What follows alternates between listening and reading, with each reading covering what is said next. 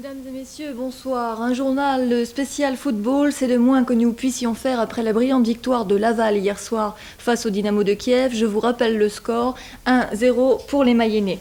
Cette victoire a été saluée par tous nos confrères, de la presse écrite comme de la presse audiovisuelle, comme étant un exploit. Certains ont même parlé de miracle. Bien des saucisses avaient grillé, bien des gadgets s'étaient vendus, bien des billets aussi. Est-ce que vous verrez le match? Nous, on voudrait bien, mais on ne sait pas si on va pouvoir. Mais on voudrait, oui. 19h, la nuit vient, les deux équipes sont là, et il en arrive encore de partout. Côté ambiance, ça baigne. Messieurs, vous nous invitez? Vous voulez boire un coup si vous voulez? Ah, si vous voulez. Si vous voulez, c'est Vous du êtes là produit. depuis quelle heure? C'est du produit mayennais, vous voyez.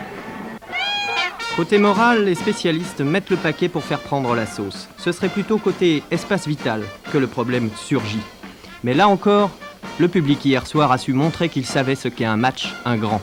Triomphe du système D, chacun avait son truc, sport de masse oblige. Hier, à Laval, la masse c'était 20 000 personnes, dont certaines piétinaient devant les grilles depuis midi.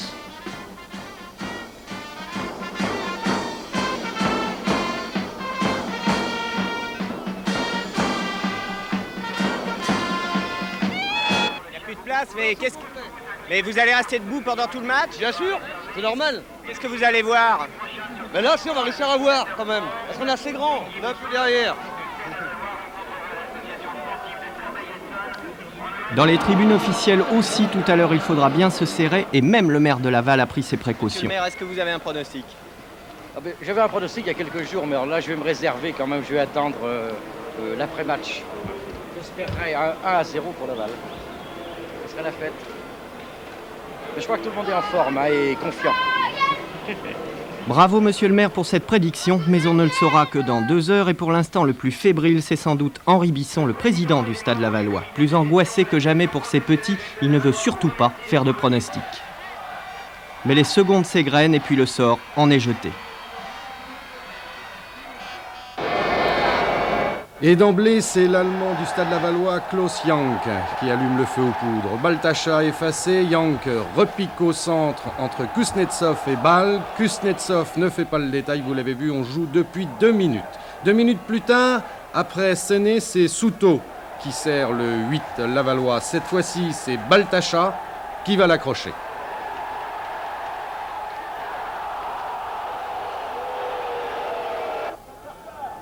Neuvième minute, une interception de Goudet va permettre premièrement à Rabier de lancer une offensive à 3. Goudet, Stefanini, Rabier.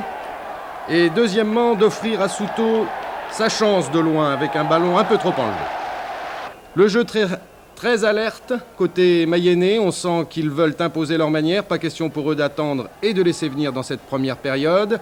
Et à la 10e minute, Goudet évite Kuznetsov. Deuxième essai du milieu offensif mayennais, Souto.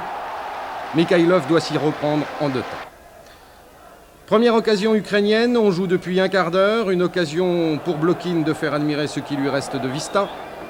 À partir d'un relais, vous allez voir avec Buriak. Et un contrôle en pleine course, un tir instantané en cloche qui soulève l'admiration d'un public mayennais très connaisseur. 20e minute. Les Lavallois dominent et continuent de pratiquer un jeu fait de passes courtes, remises et débordements. Stefanini, qui est en plein boom, cherche la tête de Séné. Voilà ce qu'il va entreprendre, mais Mikhailov a bien senti et boxe le ballon pour donner de l'air à sa défense. Rabier remet sur Séné. Nouveau sauvetage de Mikhailov. Nouvel essai des Lavallois par Stefanini, Souto et Miton. Le voici, sans résultat, mais les Russes sont sous pression. Et on sent bien l'état d'esprit des Lavallois, c'est-à-dire creuser l'écart dès cette première période. 27e minute, une faute des Ukrainiens qui aurait pu leur coûter très cher. Suivez bien, Jank déborde, centre. La main de Baltacha pour dévier la balle en pleine surface de réparation, on voit et on revoit. Finalement, l'arbitre estime qu'il n'y a rien d'intentionnel. Une demi-heure que l'on joue, Stefanini passe en force. Pas du tout impressionné par Blokin. Souto désarçonne Evseyev, lui, s'engage au milieu, mais son tir n'est pas assez appuyé pour inquiéter Mikhailov. Autre belle occasion à la 31e minute des Lavallois. Séné qui file à droite, donne à Yank. Après avoir encore effacé FCIF, Rabier a suivi, mais malheureusement ne peut pas contrôler. Le but maintenant, à la 33e minute, Séné va tromper son chien de garde, FCIF qui le tient à la culotte depuis le début. Sur une fin de détente, vous l'avez vu, il a le champ libre, Souto arrive en soutien. Séné est contré par Baltacha, Yank en profite pour d'une pichenette prolongée sur Souto qui marque le but. Le but historique du stade Francis Lebasser. On va le revoir. La joie de Christian Felsi au passage. Et puis le président Bisson et Michel Le Milinaire, eux, qui se disent que ce n'est pas encore fini. On revoit l'action. Ce n'est plein champ. Son tir est contré. Yang d'une pichenette donne à Souto. Et la balle va au fond. Au sol, on la revoit maintenant. Le public exulte. On y croit maintenant. Du coup, les Russes vont quelque peu durcir leur jeu. Stefanini va être accroché par Lozinski. Lozinski, voici, qui va écoper d'un billet jaune. À la 40e minute, c'est Séné qui, à son tour, va être séché par FCIF.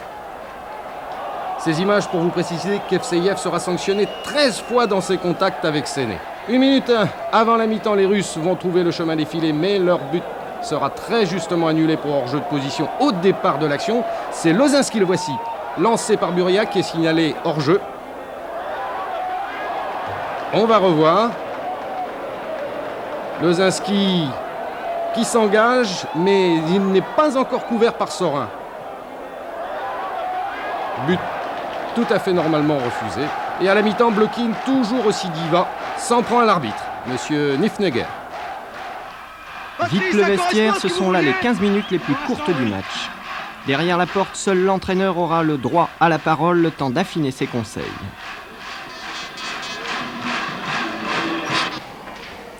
Le temps pour nous de rencontrer Michel Hidalgo, pour une fois simple spectateur.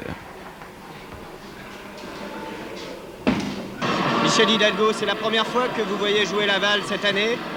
Oui, c'est la première fois et heureusement je les vois dans un grand jour parce que ce qu'ils ont fait en 45 minutes, c'est tout à fait extraordinaire. Pourquoi vous avez choisi de venir à Laval aujourd'hui? Pourquoi ce match plutôt que les autres?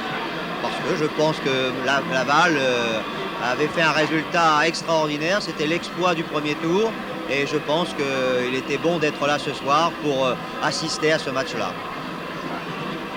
Vous venez chercher des recrues ou pas? Non, je suis venu en supporter, je suis venu comme un spectateur pour voir un match et surtout pour voir un dénouement indécis. Donc je suis venu en spectateur et supporter surtout. Lorsqu'ils ressortiront, les joueurs de Kiev auront des têtes à s'être fait passer un savon. Les Lavallois, eux, sont un peu moins tendus. Ils ont regonflé les batteries.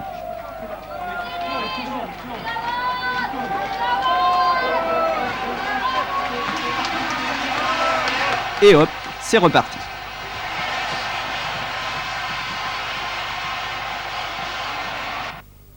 Et oui, c'est reparti, Christian. Et en deuxième mi-temps, les Lavallois, qui ne peuvent pas se permettre de se faire remonter au score au risque de se faire éliminer, procèdent par contre-attaque maintenant. 47e minute, Séné, fausse compagnie nouvelle fois FCIF, mais Baltacha aura le dernier mot.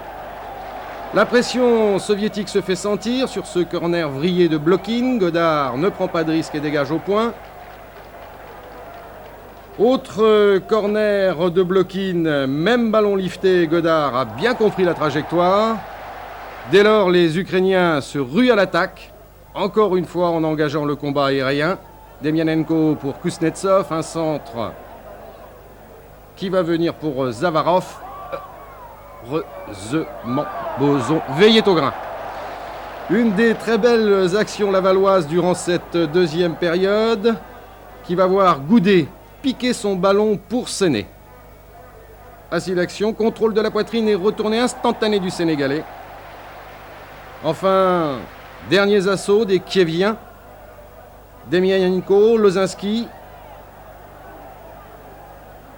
Baltacha qui va renverser pour Demianenko.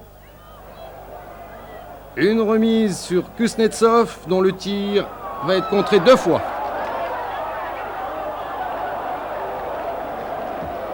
Et encore blocking sur corner. Balle. Lozinski. La lutte est intense, désespérée dans les deux camps. Et c'est encore, vous allez le voir, Kuznetsov, le meilleur homme de Kiev, qui manque la cible. On aura beaucoup vu. Le voici le tir, le numéro 2 ukrainien hier soir. Première balle de match pour Kiev à la 86e minute. Demianenko et Zavarov, vous allez le voir, qui met sur la barre. Deuxième balle de match à la 88e minute, maintenant sur un tir terrible de Kuznetsov, encore lui. Mais Godard, le grand schtroumpf, est encore sur la trajectoire pour sauver. Voilà le tir de Kuznetsov. Godard qui sauve la qualification des Lavallois à la 88e minute. Des Lavallois qui auront bien mérité sur les 2 matchs de l'emporter. Ils ont prouvé qu'ils savaient défendre et marquer aussi devant les meilleurs. Alors maintenant, on songe au 2e tour en Mayenne. Et des nouvelles, on en aura dès vendredi.